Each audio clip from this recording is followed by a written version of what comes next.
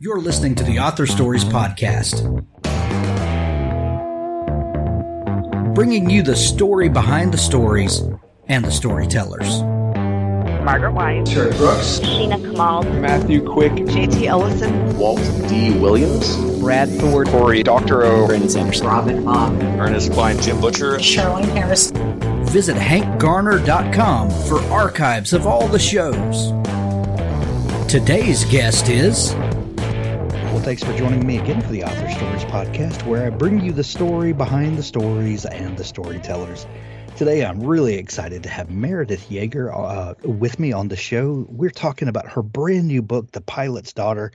And if you love historical fiction the way that we do here at Author Stories, you know that this is the kind of book that really gets me and Dawn and some of the other folks at the show here really excited. But this book is so much more than the typical historical fiction that you see, and we're going to talk all about that today. But what an amazing blend of a couple of different subgenres, which really make this book stand out and make the reading experience really stand out. Welcome to the show, Meredith. Thank you so much, Hank. Meredith, we begin each show with the same question, and that question is, what is your first memory of wanting to be a writer or storyteller?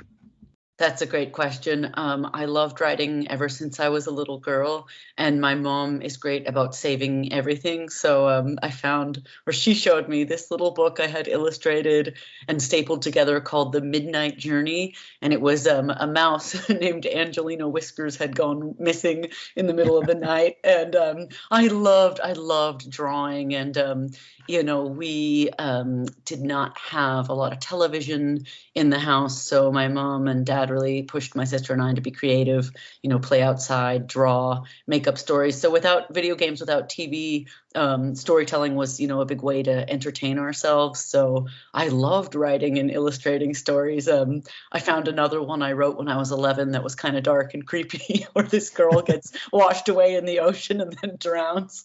I'm like, gosh, that was a dark one for a fifth grader.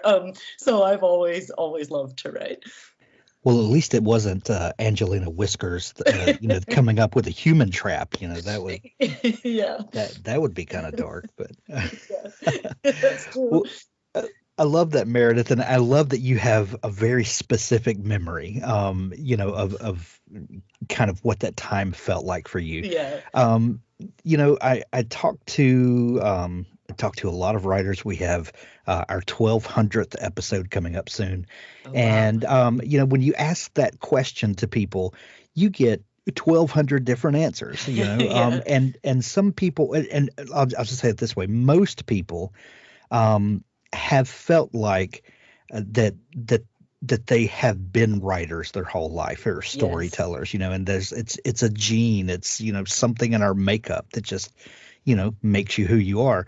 On rare occasion, I've met people who said, well, I never even thought of writing a book until I was 40 years old, or whatever. And Yeah. some, dramatic life experience happened. But out of those people, that vast majority of people who, feel like that they've always, destined to do this, if you want to use that kind of language. But very few of those people, writing has been a singular pursuit. I've met a few people who said, I knew I was going to be a novelist, and therefore I went to college and I pursued creative writing only with a goal toward, this being my end goal. And most people, life has a way of kind of getting in there, and, you get consumed with having a family and, having a career and paying bills and all Yes. that. And then writing comes back around, at some point. What was that journey like for you?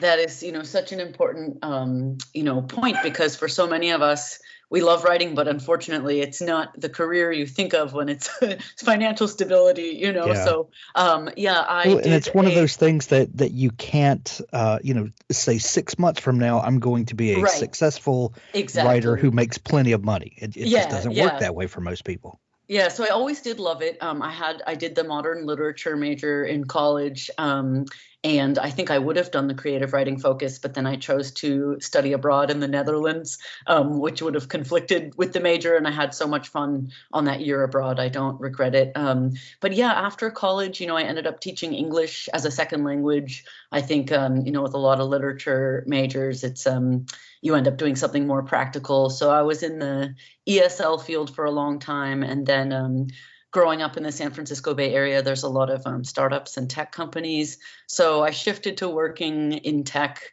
in customer support. And I was always writing, on weekends, on nights. My first serious novel with the intent of publication, I started in 2009.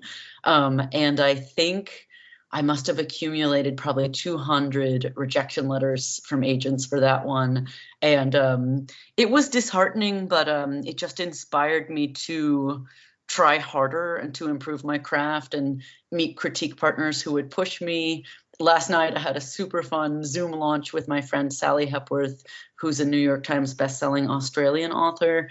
But I met her through this blog I was keeping back, in the day, where we were both aspiring authors and would talk about writing and querying agents. And it was fun to go from that point to making it happen. But ultimately, I had to write 3 novels to get one published. So yeah, just like you said, I was working full time, and then I never thought it would take until my mid-30s. So, then I ended up starting my family. And so, yeah, my debut, The Dressmaker's Dowry, came out in 2017. My daughter was 5 months old.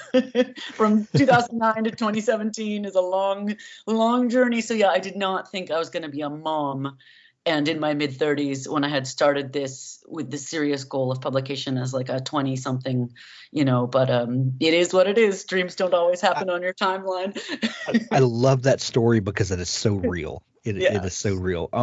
I definitely want to ask you about that third novel being the one that you got published. But before I do, what led you to want to study in the Netherlands? A lot of people want to go abroad and study, and I think people want to go to France or Italy or why the Netherlands? That kind of jumped out at me. Yeah, so this is funny. My family's from Switzerland, and so I grew up, visiting Switzerland a lot, visiting my aunts and uncles and cousins. The Swiss speak Schweizerdeutsch, which is like Swiss German. So I learned German in school, and my German was at a level where I would have had to do all my studies in German, and I was so immature at 20 that I thought, oh my God, that sounds too hard. And the Netherlands offered a fully English year abroad, and so I was able to take these amazing literature classes in English because the Dutch speak perfect English, and it was my own laziness of not wanting to have to actually write and compose college level essays in German. So yeah, I love that very honest answer. That's but amazing. I loved it. The Netherlands is gorgeous. Amsterdam is gorgeous. I met some of my closest friends on that year abroad. We're so old. It is shocking to me that was almost 20 years ago, because that was one of the best periods of my life, honestly. I'll bet it was. You write historical fiction now, and all of your books that you publish don't necessarily have a World War II focus. The Pilot's Daughter definitely has a World War II connection.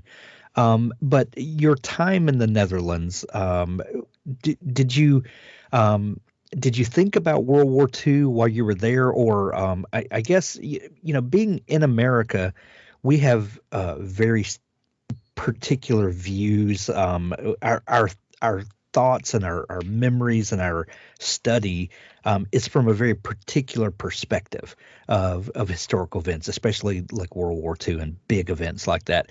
But being in the Netherlands, I would imagine that their perspective on it, the vantage point that they have, would be very different from ours. Maybe some of the big elements of it are similar, but we fought a war from thousands of miles away. That World War II didn't come to our shores.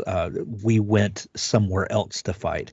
Did you encounter any of that when you were in the Netherlands, or was that still to be in the future? That was to be in the future. Like I said, I was so young. My interests were different back then. It was more focused on socializing and traveling. But I did, of course, visit the Anne Frank Museum, and it was very, very moving, very sobering. But yeah, it wasn't until I would say being an adult, and my sister lives in Berlin now, so I visited her in Berlin in 2019, and there's a product called Stolpersteine, which means stumbling stones, and they are plaques, brass plaques in the ground in the cobblestones, inscribed with the name of every Holocaust victim in front of the home where they used to live. And so it's incredibly moving because you see what age they were deported, where they died, when they died, their names, and you see, this was a residential neighborhood, and these are the families who lived here and who were taken from their homes. So, yeah, I mean, my interest in history, I think, definitely grew with age. Sure. In my early 20s, I just wanted to have fun and go to the nightclubs and go dancing. I understand that. I told you a minute ago that I would come back to that third novel. Did I understand you right that you wrote 2 novels that were not published, and then your third novel, I'm assuming, was The Dressmaker's Dowry? Did I understand that right? You understood it, yes. Okay, what happened with those other 2 novels? Will they ever see the light of day? No, they won't. And I think that it's okay. I need everyone to know the word debut means the first novel you've ever published. It does not mean the first novel you've ever written. Of course, and many authors have stories like mine. So they were in a different genre. I used to be a pantser, which is a term where you fly by the seat of your pants, as opposed to a plotter. So I had pantsed that novel, and it was all over the place. It was called The Trouble with 22, and the characters were 22. And even after working on it with my critique partner, it hurt so much to shelve it. But eventually I did. Then I thought, okay, I'll write more traditional women's fiction. So I was writing in a different genre, just modern day. And then that novel got slightly closer with, more agent requests, but ultimately rejections. I think I gave up after about 50, rejected queries. So when I started The Dressmaker's Dowry, I'd been working for this tech startup, just long hours. It was so stressful. And then had taken a year off writing, and it was on my Greek honeymoon that I actually had the time and the space to write. And so it's funny that, there I was on this beautiful Greek island writing about like gritty Victorian San Francisco. But, it was, I was reading some dual narrative fiction back then where there was a story set in the past and one in the present. And that was the first time where I thought, well, what if I can do this? Like, just be brave, try a new genre, just try it. And then that was the one that ultimately sold.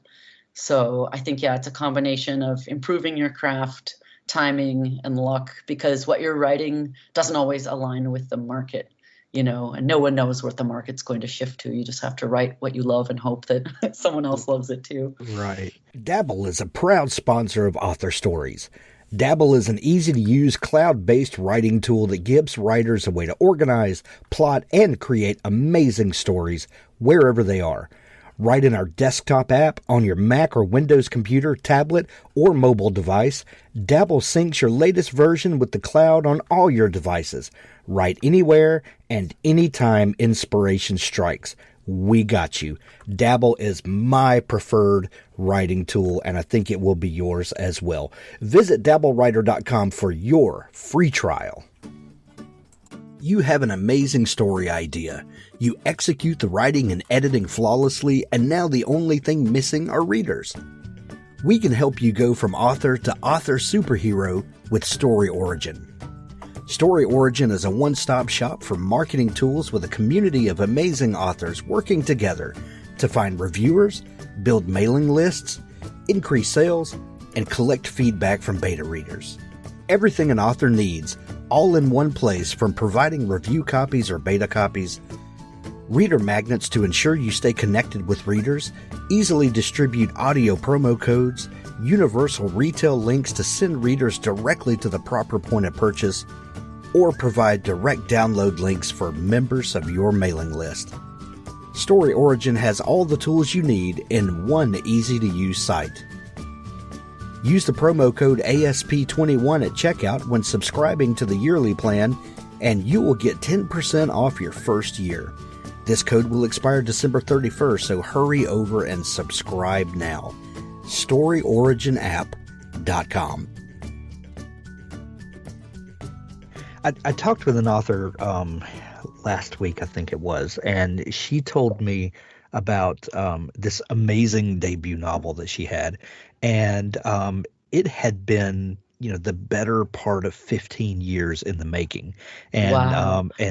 just the journey that this book had. And I remember asking her, well, are there other novels? Was this the first one that you wrote that then became published? And she said yes, this was the only book that she focused on. And I marveled because most people don't have that story. Most people are like you. They try something, it didn't work for whatever reason, and then they pivot, and they eventually pivot to the right place and with the right idea and the right book, and maybe their writing skill becomes better, and all of the different factors. But most people go through at least a couple of different story ideas before they hit on the one that becomes the one. I just find it interesting and intriguing, the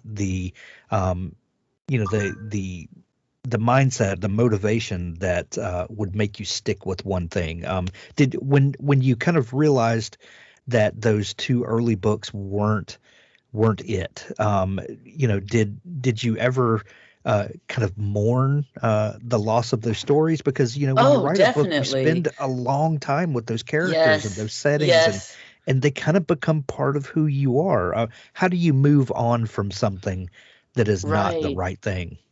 No, the first one I really mourned, and I had put so much heart into it, and I really did, bond with both of those characters. But I had started studying the market at that point, and so 2009 was the Twilight craze, and everything was paranormal and vampires, and I thought, oh gosh, this isn't what agents are looking for. Now there's actually a new genre. I think it's called new adult, where that book would have fit into. But at the time, agents kept saying, these characters are 22. It's not YA. It's not women's fiction. It doesn't have a place. And so, yeah, I think it's a tough question, because there's multiple avenues of publishing. I knew I wanted to be traditionally published, but someone else might say, what, I believe in this story, I'm going to self-publish, or I'm going to try a small press.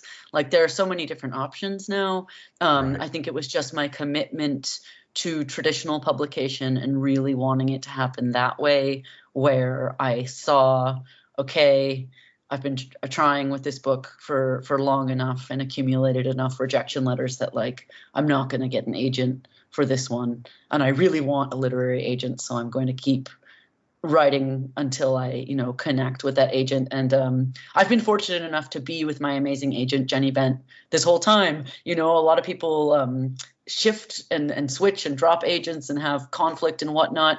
But I'm just so happy that I held out for the right person, and it's been a great journey so far. I'm glad you brought that up, Meredith. What role does a good agent play for a writer? The obvious answer is, well, they help get your book out to the market and to publishers. But I feel like a good agent is more than that. Definitely. And you're absolutely right that self-publishing, or indie publishing, as we maybe like to call it these days, is absolutely a viable way to get your story out to the world. And there are lots and lots of people that have built very successful publishing careers, publishing very good books, and doing it all themselves. So that's absolutely viable. And this is not a conversation about which is best. Right. But I would love to hear from you about what role a good agent plays. Yeah, so an agent's main role is they are the only ones who can submit to the big houses. So like, Penguin Random House, HarperCollins, Macmillan, they won't accept unagented submissions. So that's, role number one, is they're the the the reason, the way you can get there. But no, a good Yeah. agent. I knew I wanted an editorial agent, someone to bring me to the next level, someone to make my writing even better. So when I queried Jenny with the dressmaker's dowry, she responded with what is known as a revise and resubmit. And so she said, hey, like, I really like the premise of this story. I see a lot of potential, but I, want to see if you would be willing to make these revisions before I would consider taking you on as a client. Sometimes when people receive these letters, if the revisions don't align with their vision for the story, they just don't do them. And sometimes doing them is no guarantee that the agent's going to sign you. It's a kind of a really scary test. But I was so excited when given this opportunity, and I did like Jenny's vision. She liked the historical story, but she wanted more higher stakes in the modern story. So I worked pretty hard on those revisions, sent it back to her, and then just didn't hear anything for probably 5 months. And I was so nervous. And I'll never forget the day I got the phone call. I was working at a different tech company downtown San Francisco, customer support. And she called me in Pete's. I was waiting in line for my morning coffee, and I just about screamed. And, everybody in there was like, what's wrong with this woman? But, when she said, yes, I love these revisions, I want to sign you as a client. It made me so happy. So a good agent, a good editorial agent, will really push you in terms of plot, in terms of character development, in terms of everything. And Jenny is that. So with every book, before we go on submission, we have tons of line notes and, conversations. And so she's in there with the red ink, with the track changes, saying, deepen this, or this isn't working, raise the stakes, or even tiny things with dialogue. Like in this book, I had to eliminate he said and she said. There's no said. It's all described in the tone of the voice. Like he sounded like he'd swallowed a fistful of rocks. So there's all these little tips and tricks that your agent will teach you to elevate your writing. And also they're your cheerleader. They're your advocate. Books sometimes don't sell, and it's so heartbreaking. And in that case, you want your agent to be just as heartbroken as you are, because they were also a champion of this story. So ideally someone who's, your advocate, you're in there together for the long haul. Yeah. Meredith, one of the things that I love to talk about and questions I love to ask people is I'm fascinated with the beginnings of things, the moment of birth for a book. At one moment in time, the pilot's daughter did not exist in any form, fashion. It didn't exist. And then either you started thinking about a character and started envisioning things for this character to get into, or maybe you run across a story that you start playing the what if game with, and then you cast characters for that what if game in your mind, and then whatever that first moment of inspiration is, then the pilot's daughter does exist, and then in its very infant form, and then you as the writer, it's your job to kind of excavate that story and dig it out of the dirt and polish it and then it becomes the thing that it is today. What was that first moment of inspiration for you? I love that. That description is so good. So I like to read both within my genre and outside of genre. So when I'm not reading historical, I love psychological suspense. So where it really started was I had read The Last Mrs. Parrish, which is domestic suspense, set in modern day. And there's the Constantine sisters. Yes.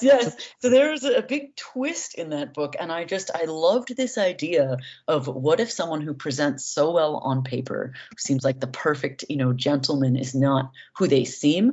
And I like, I wanted to bring an element of suspense into historical fiction. So I thought, okay, can I find a 1920s cold case 1920s, true unsolved mystery that I can incorporate and then start with those what if questions. So I found the actual true unsolved cold case of the Broadway butterfly, Dorothy King, who was a flapper who was murdered, and $15,000 worth of jewels and furs were stolen from her apartment. And then the media just went wild. This became a national news story where she had been dating various, high profile married wealthy people, and they were all suspects in the murder case. And so she's not a major character in the book, she's a minor character, but she does kick it off. And so I thought, what if someone knew her? What if someone was in this situation, like a bad romantic situation in which they needed to escape? And so I started building Iris's story, where I did a lot of research into the Ziegfeld Follies, and her friends in the novel are real. So Hilda Ferguson was an actual Ziegfeld Follies girl who was friends with Dorothy King and who gave interviews in the paper. Louise Lawson was another Follies girl. So I just, went deep into this world of Broadway, loved the gorgeous historic photos by Alfred Cheney Johnston of these women looking so glamorous, and then that was that element. And then I thought, okay, I always do dual narrative, but this time, instead of having a modern story, I want another historic story to be the other narrative. So that's how I came up with Iris's niece Ellie, and I was writing it during the pandemic. And so I really related to, like you said, America, all of the death and destruction was happening overseas. We were kind of removed from it. But still, those were family members. That pain of being home and not being on the front lines just felt so real to me at the time, being in lockdown and knowing that all this death is happening outside unseen, and it's really scary, and just trying to do your part as an individual while, doctors and nurses are on the front lines. So I really kind of bonded with Ellie's character and these war restrictions. And then I actually, the grief was personal for me because I was very close with my own father, and then he died from cancer when I was 14. So I just, channeled a lot of that into this pain of, her father's missing in action. She doesn't know what happened to him, but that father-daughter bond, and as you know, then it gets more complicated. But those were the initial beginnings of the story. That is fascinating, and I love the dual narrative, but the fact that both of the narratives are historical, I loved, because the kind of the default setting for a lot of dual narrative books today are a modern present day story, and then we're solving a mystery or something from Right. World War II, and that's a very common thing that's happened. But I loved that we've got two historical timelines, and I thought that was very unique and really made the book. But one thing that I love about this story is that the dual timelines both happened long before I was born. But your use of description, and maybe this was part of the thing that you talked about that with you and your agent, but elevating the dialogue and your just your writing style in particular. But you have a really unique way of making me feel like I am there without just beating me over the head with description. Because sometimes you read a book and the description is so, it just gets wearisome. Yeah. Like I really need to know about the buttons, on this coat. Right. The third page of the buttons is really kind of wearing on me. Yeah. But you give me enough to make me feel like I'm there and to make it feel authentic without breaking the spell, if you will. How do you approach kind of the immersion of the story while keeping it keeping your modern sensibilities as a storyteller, if that makes sense. Yeah, no, thank you so much. I go deep into my research initially. So I was reading this oral history of New York called You Must Remember This, where they had recorded interviews with people who were alive in the 1800s and 1920s. So it was very important to me to read about each borough and what the ethnic demographics and like socioeconomic demographics were like, so that I could make it authentic. And I was watching a lot of old YouTube footage in black and white of like the L train, and I couldn't travel, and I haven't been to New York since I was 22, so it was all library research. It was so important for me to make it feel authentic. But I have to credit my agent and my editors for paring down the detail, because I, just like everyone else, am guilty of writing pages of description because there's just so much to include. But one of the things I have learned through my agent and through my editor is, keep the story moving forward. And so if you have too much and you get bogged down, it takes away from that page turning quality. So I think it's, just keeping the right details. And gosh, I don't know. I think I'm a visual learner, and whether I'm reading, a biography of Ziegfeld or going on Pinterest and looking at clothing from the 1920s, like I just want to include it all. So it's picking the right details to keep, and there were just so many good ones. I don't know. I love The Great Gatsby. I love Baz Luhrmann. His movies are so incredibly like visual. And so, it's just wanting to put those visuals on the page. Absolutely. One thing that I love, Meredith, is that you've really combined genres in a really unique way, and I hope that this means that we're going to see more historical fiction that delves a little more into mystery and thriller, and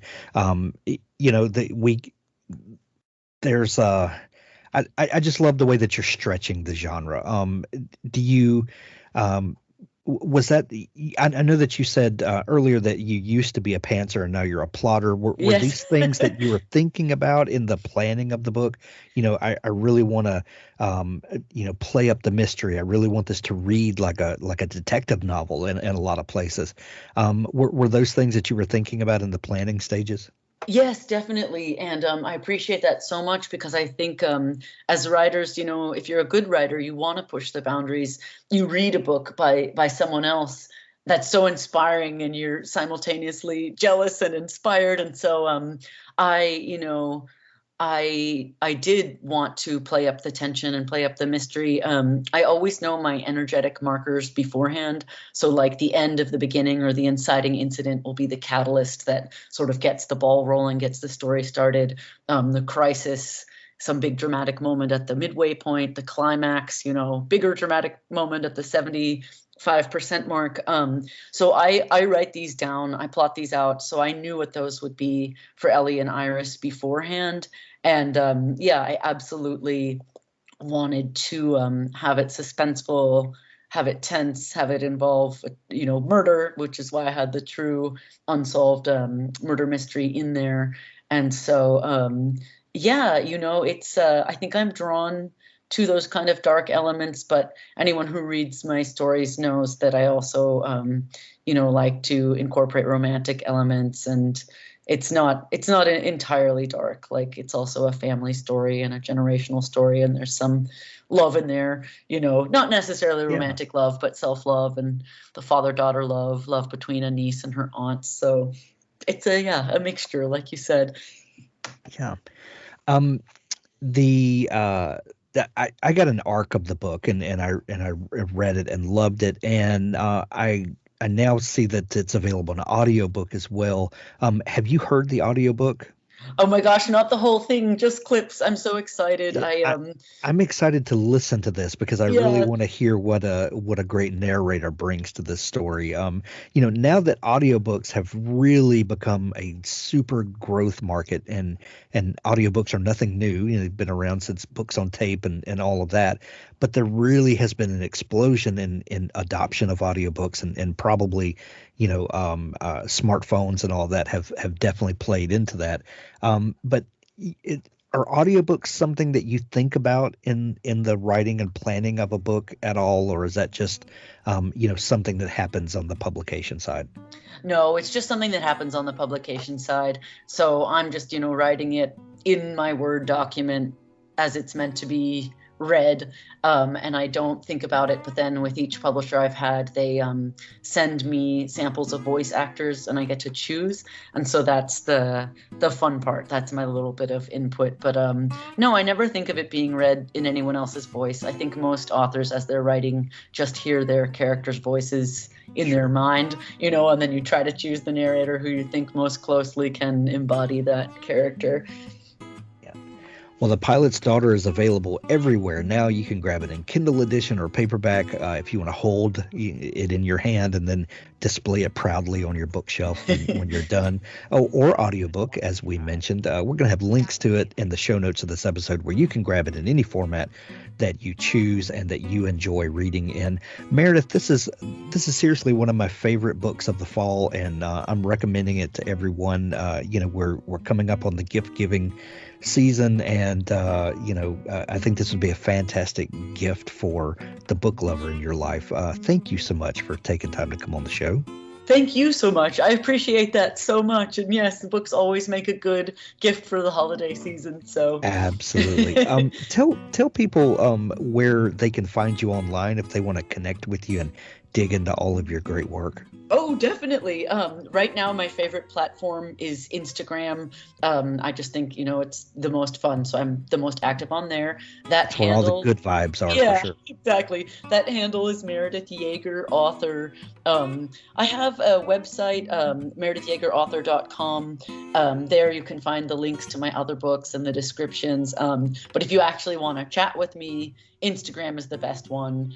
Twitter, I'll just kind of retweet. I'm not as active. So yeah, come find me on Instagram, Meredith Jaeger Author, or visit the website, meredithjaegerauthor.com. Excellent. We will put links to those in the show notes as well for make it easy for people to find you. Meredith, thank you so much for taking time to come on the show today. Thank you so much, Hank. I had a great time chatting with you.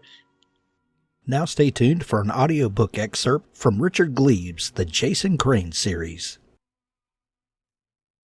They reverently slipped Jason's giant-size X-Men #1 from its mylar protector, drinking in the sweet aroma of browning paper and 3-color process that signals only the best and rarest and most wonderful of collectibles. On one page, Professor X raised his fingers to his temples and rallied his X-Men, his psychic commands radiating from his bald head like waves off hot asphalt. "I have psychic powers," Owen blurted. "I want Wolverine's claws." Jason was turning a page. "Snicked. Or, hey, get this. Lightsabers poking out the backs of my hands. Or even, no, I'm totally serious. I have psychic powers." "No, you don't." "I do." Jason laid the comic on the bedspread. He sighed. Owen could be such a spaz sometimes. "Okay," he said indulgently. "What number am I thinking of?" "Stop, it doesn't work that way. What I can do is called a psychic reading, off an object, like getting impressions. When the doorbell rings, if I put my hand on the knob, as soon as I do, I know who's there." "It's called looking through the peephole, moron." "Shut up! And when I touch the phone, I know who's calling. I'm sure, Mr. Bullshit from Bullshit Mountain. Like my sister or my grandmother, I just know it's them." "There's no such thing as psychics." "Okay, you try." "Don't be stupid. Are you chicken? Fine. Okay." He snatched up a brown paper bag, spotted with grease, and dumped a few stale French fries into the trash can. "I'll put an object in this bag, and you try to guess what it is. Turn your back." Jason did, and heard a rustling behind his head. Okay, you can look now. Owen produced the bag. It was rounded with some object now. Don't touch yet, just think. Try to imagine what's inside. Your lunch? Jason sneered, but he closed his eyes and tried to imagine. He could hear Owen's breathing. Jason's nose itched. His brain grew bored with nothing to look at, and fragments of images swam in and out of his imagination. Strawberry, he blurted. Owen reached into the bag, producing a white bowl. Jason had eaten Frosted Flakes from it about 3 days ago. A few stuck to it, like little beige fish scales. See? I lose. No, look here. Owen pointed. A design went around the sides of the bowl. A long string of vines and painted fruit. With strawberries. That's... Jason began, but didn't know how to end the sentence. It's cool. See? What did I tell you? Do it again. Jason closed his eyes.